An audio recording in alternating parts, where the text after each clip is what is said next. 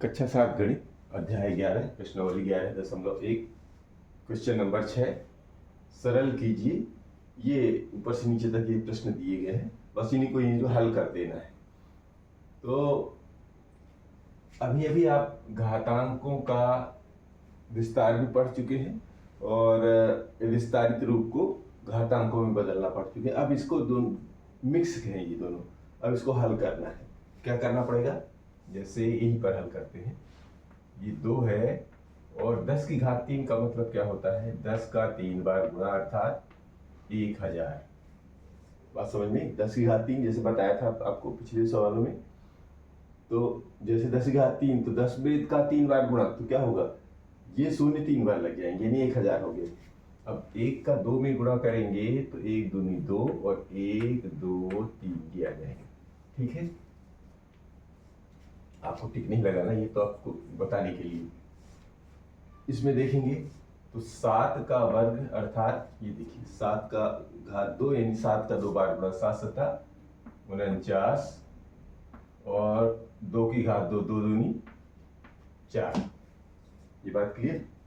अब इन दोनों का गुणा कर दीजिए तो इसका सरलीकरण हो जाए तो 4 9 36 की 6 हासिल का 3 और 4 चौको 16 3 19 196। यहां पर देखिए 2 की घाते 3 में गुणा है 5 का, तो 2 की घाते 3 का मतलब हो गया 2 दूनी 4 और 4 दूनी 8, यानी कि 2 का 3 का 3 बार गुणा करेंगे 2 का तो 8 आएगा। 2 दूनी 4 और 4 दूनी 8। ठीक है, अब इसका 5 में गुणा कर दीजिए तो 8 पंचे 40।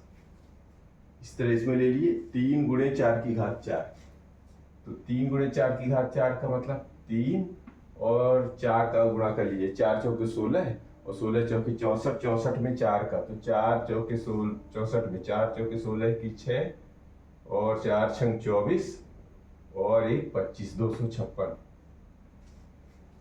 आप अलग से भी लिख के कर सकते हैं, या अगर आपको पहाड़ याद है तो आप ऐसे भी कर सकते हैं। तो 3 छंग 18 की 8, 3 5 15 और 1 16 की 6 हासिल का 1, 3 दूनी 6 और 1 7, 3 छंग 18, 3 5 15 1 16, 3 दूनी 6 1 7। ठीक है, इसका देखेंगे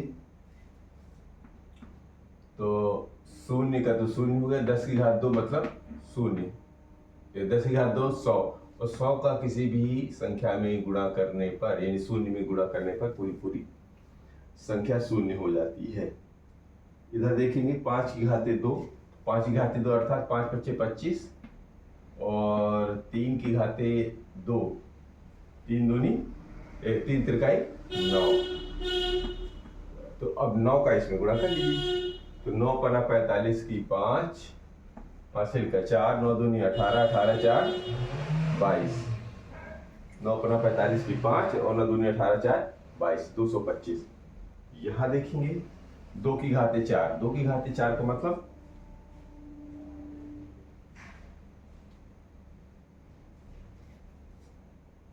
हाँ 2 की घाते 4 का मतलब हो गया 2 दूनी 4 और 2 दूनी 4 और 4 दूनी 8, 8 अठाई 2 दूनी 4, 4 दूनी 8, 8 दूनी 16,